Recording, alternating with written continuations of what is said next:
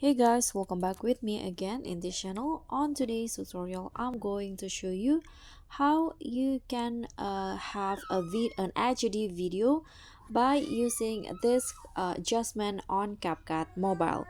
So after you add your videos into CapCut, you can just go to adjust, and here you can just increase the contrast and sharpen into around 10, and then add some grain. Click on grain and also add it to around 10. Click on a check icon. Before you export, click on the export setting, and here you need to make sure that the resolution is on the 1080p and the frame rate on 30 and the code rate is on the recommended. And after that, you can just export the video.